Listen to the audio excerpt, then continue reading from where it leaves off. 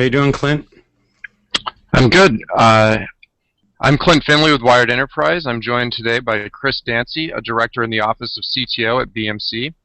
Chris is one of the world's most quantified people. We profiled Chris last week. He logs everything he does for work to a Google Calendar, and he wears multiple sensors all the time. Chris, for those who need a reminder or who haven't read the article yet, could you give us a brief overview of what you track and why? Sure. So I thought there were so many great questions from the article. I thought I'd just share something real quick to take probably less than 2 minutes to kind of describe what's going on here. But basically, for me, it kind of started out with this. I've always kind of been a little bit of a quantifier in a lot of different ways, but it wasn't until I kind of went through this cycle that I noticed things. I came up with this premise last year after, in 2008, I kind of noticed that nothing I was doing was being saved online. So I thought, we're heading to this world where an algorithmic influence, what you have access to personally, and a quantified version of your health, which has grown into something much bigger, probably makes a lot of sense to start tracking.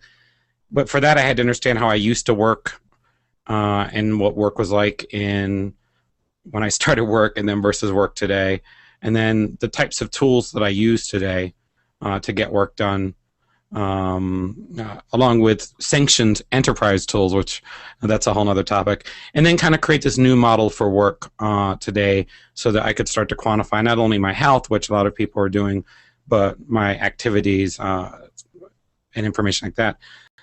One of the biggest questions I got from the article and from a lot of people was, how much time does all this take? And I'm a big fan of Amber Case, who I saw at South by Southwest and then at Cyborg Camp last year. And they introduced me to this concept of low friction data collection.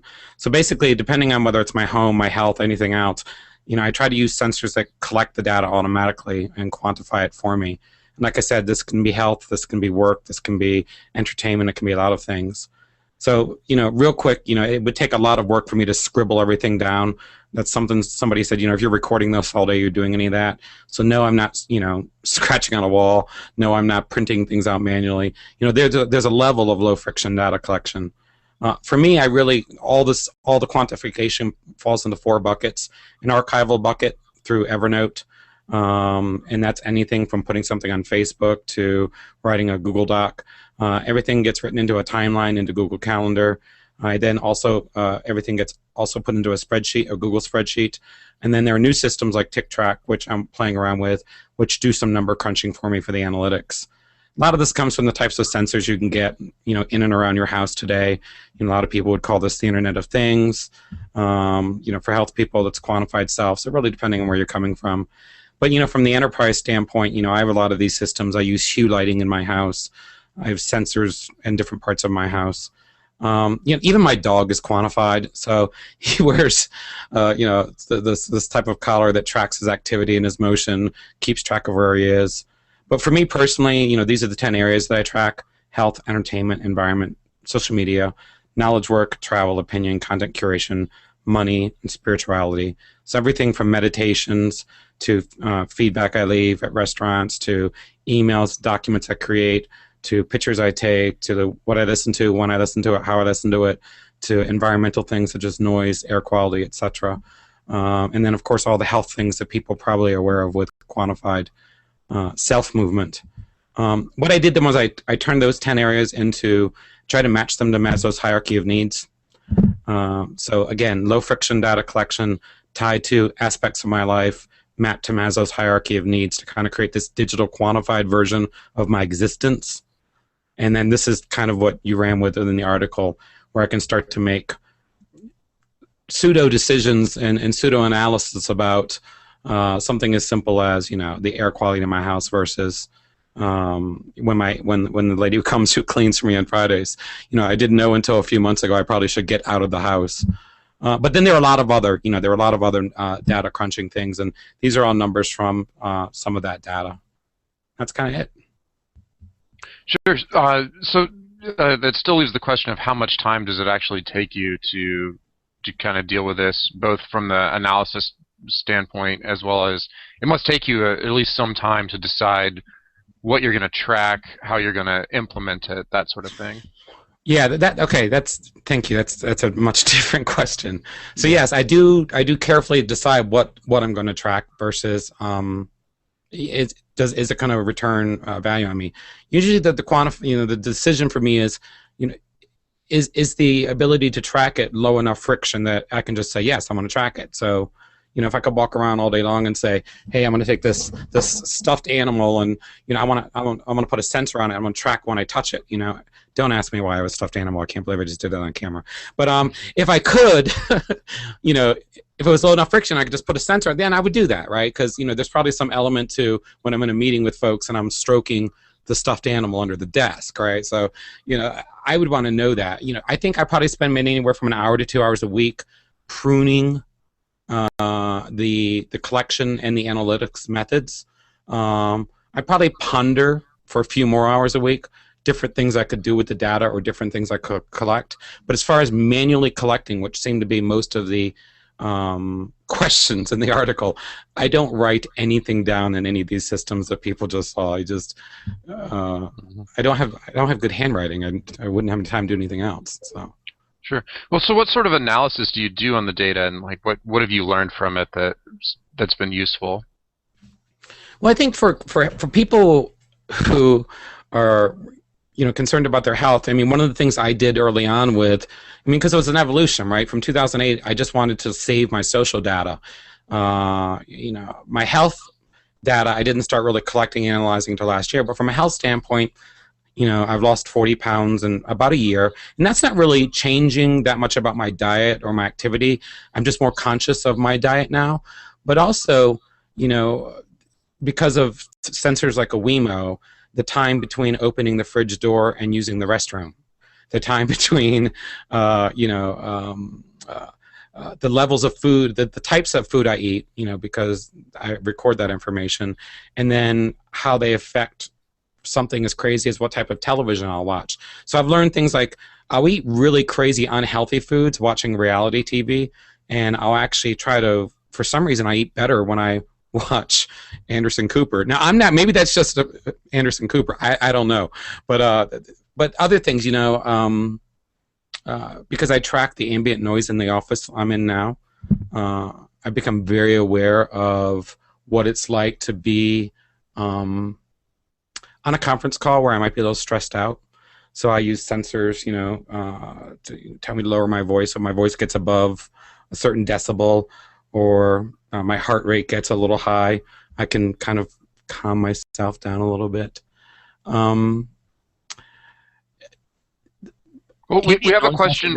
Ambient noise also really comes into play because I've also learned about the types of music I'll listen to or turn up, depending on my mood. So one of the first things I've learned was it was very easy to quantify my mood from the types of food and the types of entertainment I was consuming, or how loud I was doing those things. From a work thing, from a work point of view, having something simple as my heart rate being tracked was really important, because if I was in the middle of a meeting and my heart rate got above 80, I either felt on this, and by the way, it's above 80 now, so I must feel like I'm on the spot. I knew, kind of calm down. I also noticed I get more work done in cafes and on airplanes. Again, that's tied to location and the type of productivity. But then again, what's work, right? So what does that really mean? If it wasn't for cloud-based systems and open APIs, this wouldn't be possible. You take something, and I think this is really the profound part of the article, is you take something as simple as Chatter, right? A lot of enterprises have Chatter through Salesforce. Chatter has a very open API that talks to Zapier. There's just a gaping security hole there that if you put something on Chatter, that it can be recorded automatically to Evernote, to a spreadsheet, or sent to Facebook. Except I'm sure Salesforce isn't going to try to lock down Chatter because they needed to have this open API. So, to me, what you wrote I thought was really, really important, because the idea of what could be quantified could be seen as really a way of helping yourself. But I think some people could also see it as a way of exploiting security holes, which you and I talked about. And those types of things are important to me as someone in IT. We have a question from Google+. Has there ever been a time when the data that you keep on yourself worked against you? Well, I keep it. So no, not yet. I'm sure it will happen. But I keep the data on myself to actually make sure that that doesn't happen. I kind of use this, mutually assured destruction mentality when it comes to my relationship with myself. So, I have to have the data so that I can do things to be a better person, whether that's physically, mentally, spiritually, etc. A lot of HR departments now uh, sign their employees up for wellness programs that avoid trackers, and they'll give you a break in your insurance. Yeah, we're not really, their privacy advocates are talking about that, and on one end, but then on the other end, you've got this, billion-dollar industry of people buying all sorts of sensors to help their health. I think there's a safe place in the middle where you can relate your health in not the probably negative way that some people see in this Orwellian. I won't be able to get health insurance because I'm above a 79 constantly, or I get easily agitated. Those are all things you don't need quantification to know. You just need to meet me. Okay, here's another question. How did all this tracking actually help you get unobsolete and prepare for the future? That was your headline, not mine. And I didn't know about that headline until I saw it. So Well, you did say that you were made redundant after an acquisition, and you felt like you didn't have a yeah. chance So to yeah, in or you didn't. 2000 in 2007, I was with an organization that was acquired, and I was made redundant. And I said to myself, do the skills I have now, will they be employable in the future? And if I look at the last 6 years between 2007 and now, and I look at the next 6 years between 2013 and 2020, I don't think you can say the skill sets we had over the past 6 years and the six will keep anyone employable. So, how did this tracking make me employable or make me not obsolete? It made me more aware of the pace of technology, which made it easier for me to see things in what I call a digital first manner. Right. So I see data all around me, even though some people would just see, a cube and a letter opener.